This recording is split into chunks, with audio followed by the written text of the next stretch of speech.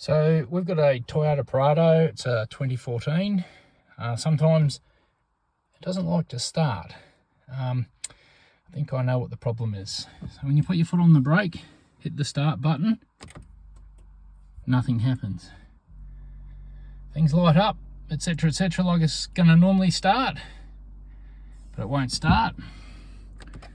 Push that button off and wait till that green light stops flashing. Put your foot on the brake, hit the start, and shake the steering wheel like crazy, and it'll start.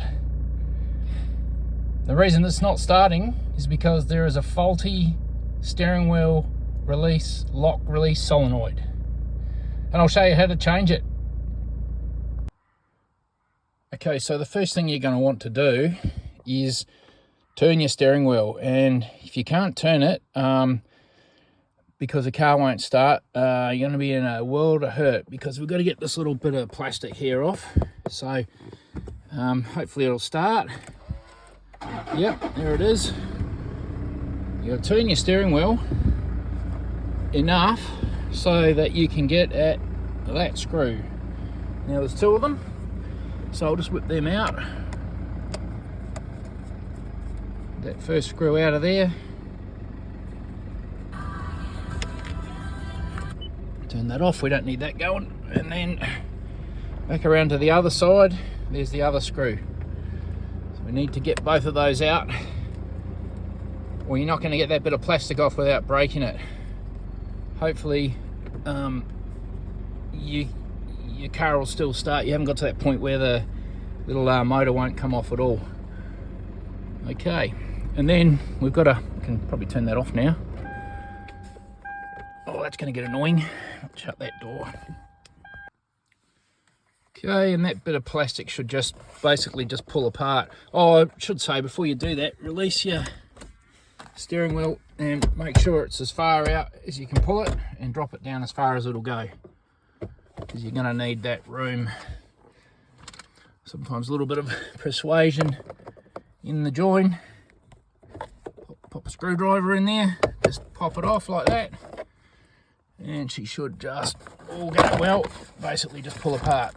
Okay, so here's the bottom bit, just fell out. Basically I think it's got some little clips that just hold it together either side, so it comes apart pretty easy. So the other thing is there's a little, like a material thing here. You want to pop that, get rid of this plastic cover, because it's going to be a pain in the neck. So just push those through there, take those little, give those a little squeeze, and it's awkward, a bit awkward, but if you pop those out, and there's a couple of little side ones here, these little clips here, pop them out with your thumbs, and then that'll come off. You want that out of the way. Get rid of that top cover. So the next thing we're aiming for is, can you zoom in there on that screw? This screw down here. It's a Toyota screw. It's about an M6. It's specially designed to shear off once the desired tension is on the, there's a head of a bolt here.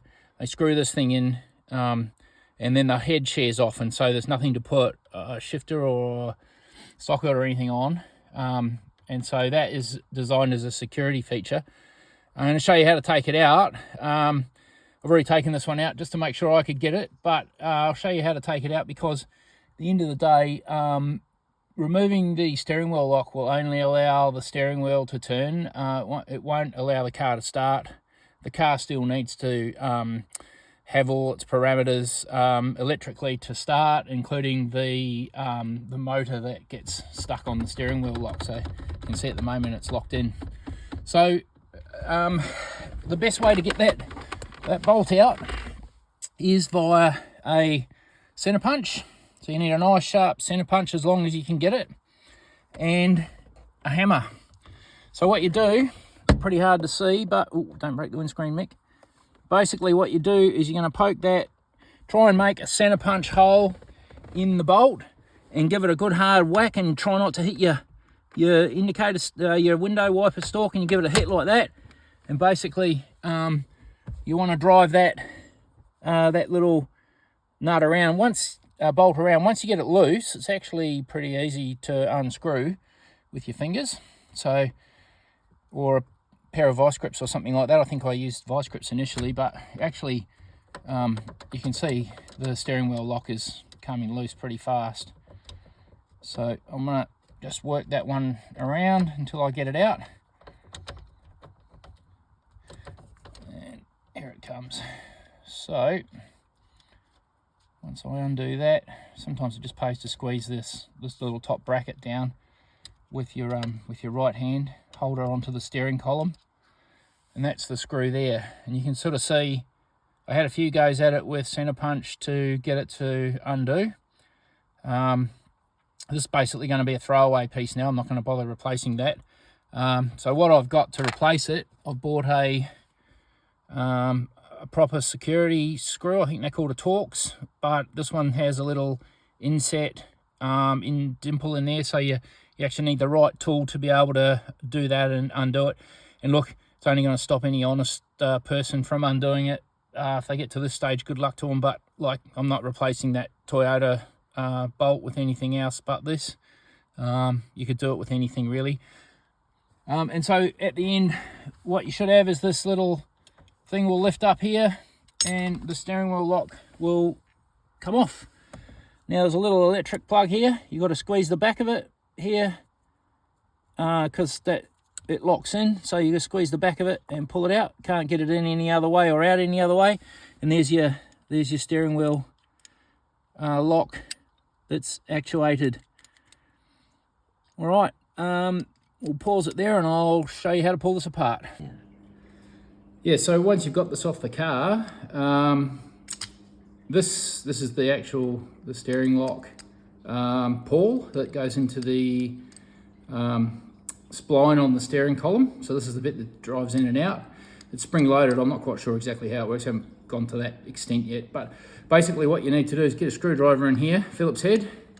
There's a screw way down in there, and you need to be able to get that screw out. You notice I'm holding the bottom of it with my finger because the bottom of it can fall out. So you want to pull that screw out. Eventually it'll pop out. That's the screw.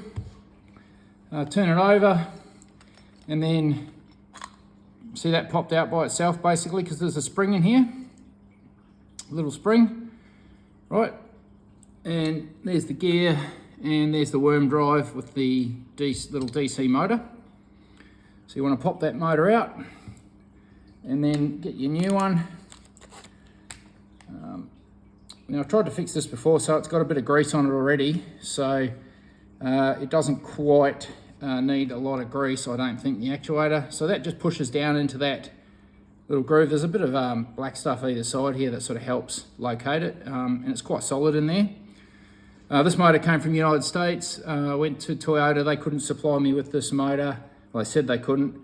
They were going to supply me with the whole actuator, the whole mechanism, which is over $1,000, 1,000 Australian dollars part. And then it has to be reprogrammed because it needs, I think it's an EEPROM program. So, you know, if you can get away with it doing it this way, it's a whole lot better. So that little spring there locates into that that divot on the cover, and the spline goes into that little. The gear here goes into the top of the gear goes into that little locator in the middle there. It's pretty straightforward. So basically, what all you do is you're just going to pop it back in there nice and square, like that. Push it down, hold on to it. Where's my screw? There it is. Pop the screw back in there. Hit that with the screwdriver and nip it up nice and tight. Yeah, obviously the screw can't be accessed until our lovely security bolt, Toyota security bolt's been removed, and this is taken off the steering wheel cover because normally it would be behind, hard up against the column. Putting it back into the car, the only thing I probably would advise is to make sure that this little square, rectangular raised piece here goes fits snugly into the hole in the outer steering column, because if it doesn't fit in there, it won't sit right. This is the locator basically, so that on the steering column you'll notice a rectangular hole like that, and we just make sure that they line up. You'll have to probably jiggle the steering wheel a little bit to just a touch in each direction. Don't overdo it, just until you find that this thing will go clonk and it'll fit in nicely, sorry, that way up. And it won't move, it'll be nice and snug against the steering column, and then you can close that completely and put your Torx bolt in here, or whatever bolt you want really. Like I say, I've got an anti-theft Torx bolt. You can buy the Torx sockets everywhere, so it'll only slow someone down a little bit. But again, you know, without the key and the interface to the whole car security system, even taking this thing off won't allow you to start the car. It might allow you to move it. I don't know whether there's another anti-theft device somewhere in the steering column. I know Ford uses one that when you take the lock barrel out, if you turn the steering wheel, a ball bearing disappears down inside the steering column, and the steering column is then no longer operable, and you actually have to replace your steering column. So I'm not sure if Toyota have the same thing. I wasn't going to try it, so yeah, I'd advise not trying to turn the steering wheel too much if you've got this off. Just a little bit left or right might enable that interface there. Anyway, thanks for watching. Hopefully this has been helpful for you, and good luck.